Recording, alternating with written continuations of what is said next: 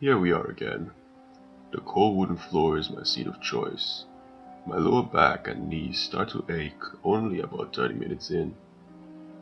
The cold sweat keeps making my feet slide away from me on the slick floor, and I have to keep jerking them back to my body. Already, a creak begins to settle in. My sweat keeps making my feet slide away from stretching it up on the slick floor of my bed, and I have to keep jerking them back to my body. Already, a creak begins to settle in. My sweat keeps making my tension. There is a red irritation on the inside of my bicep from wrapping my arms around my knees and pulling them into my chest. Worst of all, my eyes. My eyes are dry and feel like they're on fire. They look like a red lightning's pupils. As I count down, I get so excited when I get to 1, so that I can blink and get that milestone of relief. After a while, blinking makes my eyes burn even worse. 3, 2, 1, blink. Blinking makes my eyes burn even worse. Last night. 3. His head cocks so much to the left 1 that his face is almost upside down. Jet black, blinking makes my eyes burn that dangle his head and blow slightly in the wind and rain. He wears the same outfit, a black sports jacket and a white v-neck.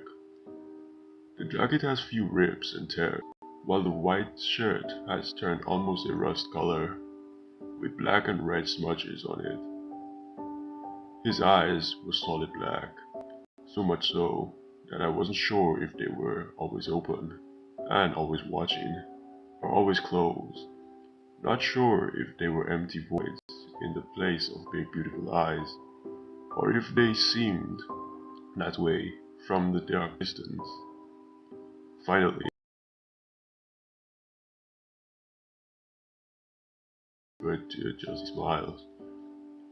His top and bottom row of teeth didn't touch, allowing me to see the black pit in his mouth. I always expected to see something crawl out of there, but I never did. He never moved an inch as long as you watched him. 3, 2, 1, blink. He's still there, of course, still stiff as a board, but his hands are now flat up against my window. His apparent long, pointy fingers seem to span the width of the window. He's waiting for me to close my eyes, or look away for just a second.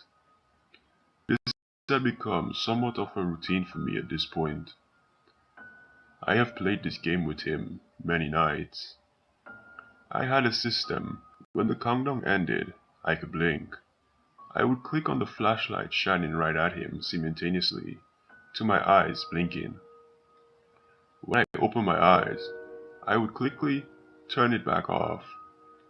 I'm not sure why, but this kept him from moving. Maybe he thought the light meant someone was still watching him. It worked, so I didn't really care why it did. 3, 2, 1, blink. When I opened my eyes and clicked off my flashlight, I see he's still there, still in the exact same position, with a slight difference. The tip of his fingers were bowed in so that his needle-like fingertips are making a scratching motion against the window. Not bad. He doesn't seem aggressive as the other nights. But then I noticed 10 hairline fractal lines in the glass. He moved more than I thought. He's making his move to get in. My eyes are starting to fade in what was already a dark room. They are getting heavy. I don't know how much longer I can stay awake. My lids are fluttering so much. It's like watching an old film, watching him fade slowly in and out of frames. My voice is starting to tremble as I count down and my hands beginning to rattle the flashlight. There is no time for panic. This game has rules. I have a system. As long as I play by the rules and maintain vigilance, I can live to play another day. I will not lose tonight. 3, 2, 1, black. Black. I closed my eyes. I realized after what seemed like a mere 2 seconds. But I couldn't be sure. My flashlight was laying on the wooden floor next to me. I am staring at an empty window. He's gone. Damn it, where did he go? I could see where he huffed his warm breath against the thin, transparent panel. The cracks in the glass were still there, but the window was intact, so at least I know he isn't in the room with me. Even if I drifted off to sleep for a second. I'm awake now. My body feels like it's been set aflame and buried with ice. I feel so numb that I can't move. My white eyes begin to tear up, setting my tortured and dried eyes ablaze. My teeth grit. The strain is proving too much for my head. It's throbbing. I want to cry out, but I can't. I keep my eyes fixed on the window. Being able had been some source of comfort, but now he's gone. Where is he? I bring up my hands to bury my eyes into them, rubbing them dry. For a second, I can't see. Click.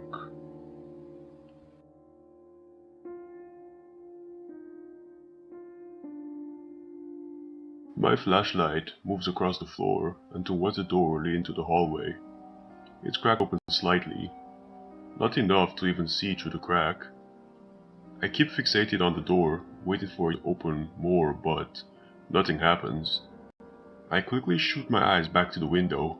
Maybe he was trying to distract me. I shoot my light back to the door and... but there, the familiar needle-tip fingers had slithered in from the other side of the slightly open bedroom door. I watched his almost glowing pale fingers start to fade as my eyes began to shut. I've lost. Tonight is the last game. I inhaled deeply, turned off my flashlight, and set it on the floor next to me. I let the tension in my neck go, and I let my head fall back against the wall. I knew it was over, but I had the system to stick by. For the last time. 3, 2...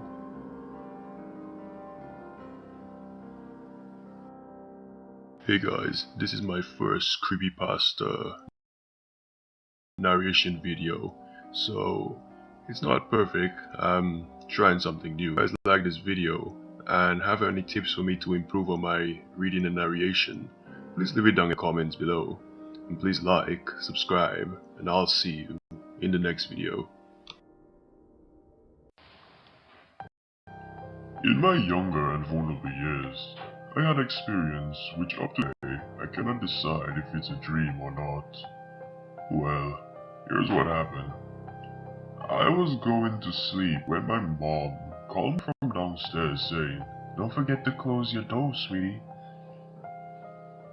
As me in my younger years, I would tell myself, why would I need to close the door? It's so dark and scary in my room. I know many of you do that or even say that. But we all know we can't disobey our parents, right? After a few weeks, curiosity started to build inside of me. Because I noticed Mom started to remind us to close the door more frequently. So, like any curious child, I asked my mom a dozen questions about